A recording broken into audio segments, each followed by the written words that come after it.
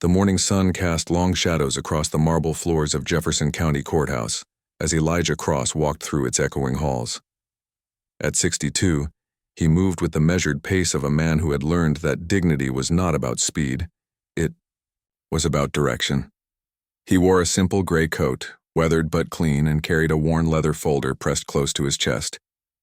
Inside were documents that could change everything for his friend Marcus, a fellow veteran whose disability benefits had been wrongfully denied.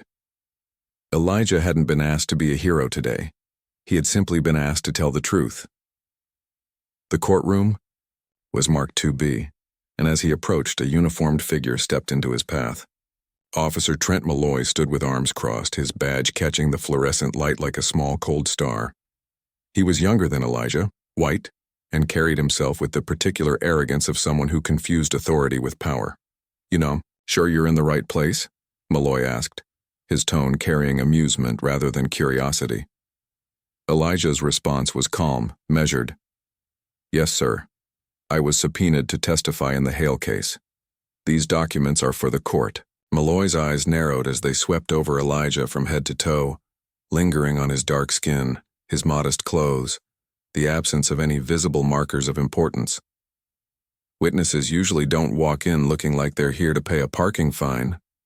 I just need to deliver these to the clerk before the hearing. You can leave them with me. I'll make sure they get somewhere. Elijah's grip tightened slightly on the folder. With all due respect, officer, these are government-certified medical records. I was instructed to deliver them in person. Something shifted in Malloy's expression, a hardening like water turning to ice. Look, he said, his voice dropping to something sharper. You want people to take you seriously? Maybe show up looking like someone who belongs in a courthouse. I served 30 years in the Navy, Elijah replied quietly. I've stood in rooms where the rules were life and death. This isn't new to me. The smile disappeared from Malloy's face entirely. Then you should know what happens when people don't. Follow protocol. Back up, you can't go in. The hallway fell silent. A few people at nearby benches looked over. A clerk behind the information desk peered up from her paperwork. Even the air seemed to pause, as if the building itself was holding its breath. I haven't broken any law, Elijah said, his voice still steady. You're the one blocking justice now. That was all it took. The shove came hard and sudden. Elijah stumbled backward, the folder flying from his hands. Papers scattered across the marble floor like wounded birds trying to escape. He hit the ground with a dull thud that echoed through the corridor. A child standing nearby with his mother gasped. Why did that man push him, Mama? He wasn't doing anything. The mother looked, down at her son, then at Elijah, unsure what to say. The question hung in the air, unanswered but not unheard. Elijah slowly began gathering the papers one by one. A thin line of blood traced along his palm where he had landed. He said nothing, not from weakness, but from a strength forged in places where silence was survival and dignity was choice. From across the room, Marcus Hale pushed his wheelchair forward, the wheels squeaking under his weight. His voice rang out strong despite the distance. That's the man who pulled me out of gunfire in Kandahar. He dragged me through sand with a bullet in his own leg. He wasn't shouting to defend Elijah as a friend. He was shouting like someone, yelling fire in a building full of people pretending not to smell smoke. Elijah, still on the ground, looked up slowly. His breath was caught somewhere between pain and disbelief, but his voice remained steady. You can kick me down, but I will still stand. A young woman moved toward him hesitantly. Are you all right, sir? Elijah's eyes were heavy but calm. I've been hit harder, but not for trying to do the right thing. He stood then, not with anger, not with shame, but with the dignity of someone who refused to be erased. And that quiet defiance was somehow louder than any protest. Judge Robert Hadley entered the courtroom then, tall and white-haired, his robe pristine. His eyes swept briefly over the hallway, over the man on the floor, the scattered papers, the blood. But he said nothing. He simply nodded at Malloy and moved toward the bench, as if nothing had happened at all. As Elijah pressed one hand against the wall and began to rise, a voice cut through the silence. It was steady, weathered, and unmistakably authoritative. "That man is Elijah Cross." Heads turned to see an older white man in the second row standing upright. He was broad-shouldered despite his age, wearing a dark gray suit with a small American flag pin at the lapel. His steel-gray eyes locked onto the judge's bench before looking directly at Elijah. He led SEAL Team 6 into Kandahar. He carried 3 wounded men on his back under enemy fire. One of them was me. It was Robert Langley, retired Major General, a man whose name still carried weight in military circles, whose service had been decorated beyond measure. A man who never spoke unless it mattered. Malloy's jaw clenched. The smirk he wore so often vanished. He shifted on his feet, suddenly unsure. Langley didn't raise his voice. The force of truth doesn't need to shout. It simply stands. Elijah Cross doesn't need a uniform to command respect. He earned it with blood and silence, and he never asked for applause. The general moved toward Elijah slowly, with the dignity that only men who've buried friends in foreign soil possess. Then, without a word, Langley stopped 3 feet in front of Elijah and raised his right hand in a crisp military salute. The courtroom didn't breathe. Elijah looked up, and for a second his eyes betrayed a flicker of pain. Not from the blow he'd taken, but from the weight of being recognized for something he had never wanted to use as a shield. He had come here as a witness, not a warrior. He had come to help a friend, not relive a battlefield. Across the aisle, Marcus gripped the wheels of his chair, his voice cracking as he whispered. He never told anyone, not even me. In the back row, Maya Jackson, a law student observing her, first civil case, watched with trembling hands. Her professor had said it would be educational. She hadn't expected to witness something that felt more like a reckoning than a legal proceeding. Her phone, tucked discreetly in her coat, had been recording. She wasn't crying, not exactly, but something inside her had cracked open. What spilled out wasn't pity, it was recognition. The video she would later post was raw, unedited, just the truth of what she had seen. Elijah Cross being slammed to the ground, the silence that followed, the salute that broke it. Within hours it would cross 1 million views. By nightfall, it would double. Headlines raced across news feeds. War hero assaulted in court. SEAL thrown down in silence. Decorated veteran attacked before he could testify. Veterans from across the country began posting their own stories, some in wheelchairs, some in uniform, some in tears. They spoke not only of Elijah but of the quiet erasure so many had felt. A hashtag emerged by accident, ending one comment. By night, it was everywhere. Stand with Elijah.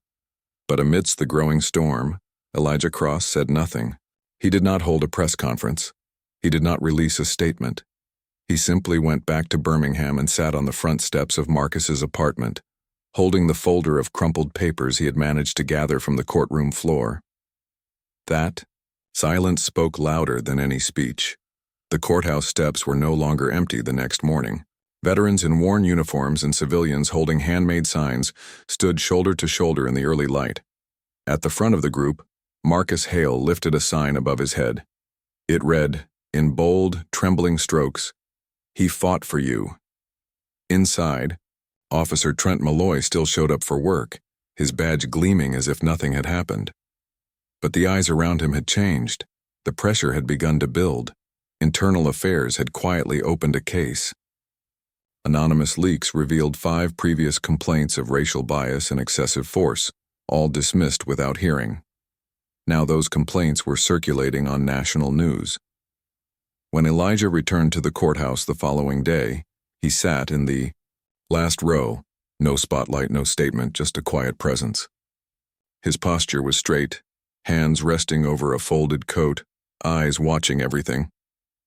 Marcus wheeled himself to the witness stand, his voice slow but clear. "I lost my leg in Kandahar.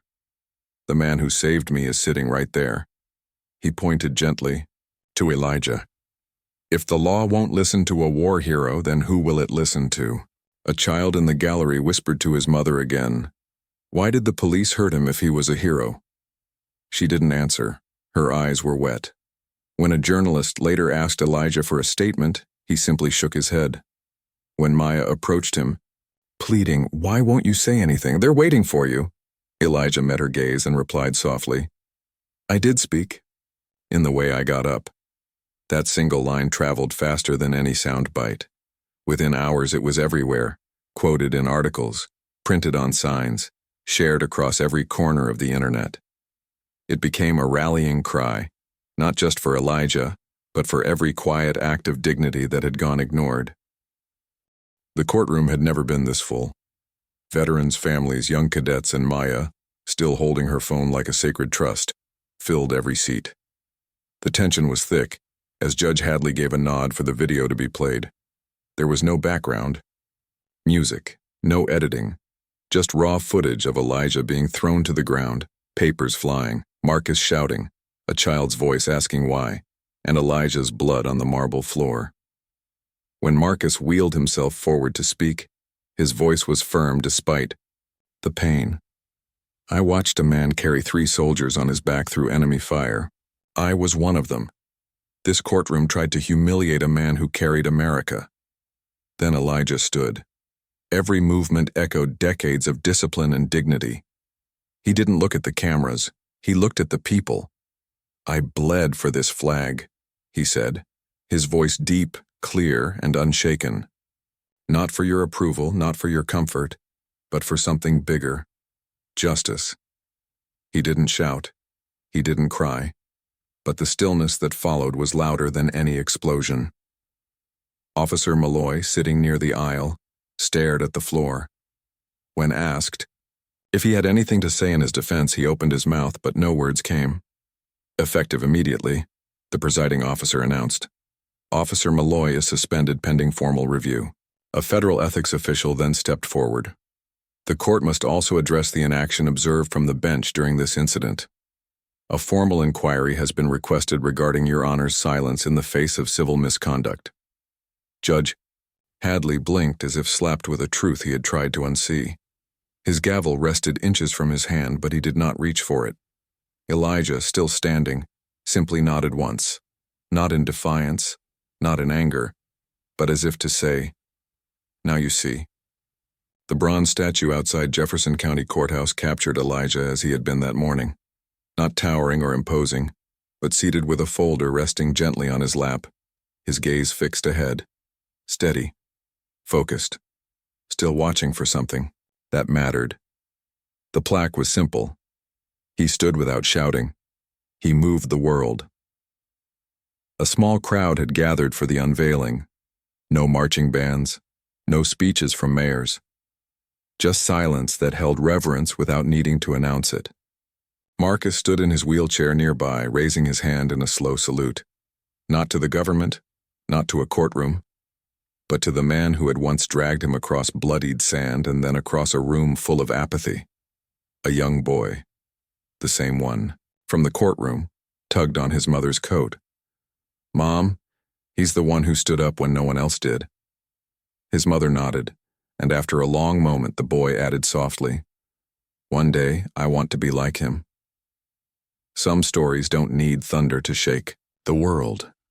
Sometimes it's a quiet man in a crowded room, choosing to stand without raising his voice, that leaves the deepest mark. Elijah Cross didn't shout.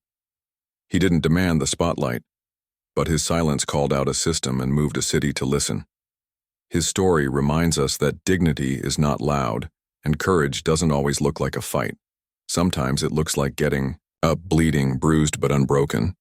Sometimes it looks like standing without shouting and moving the world.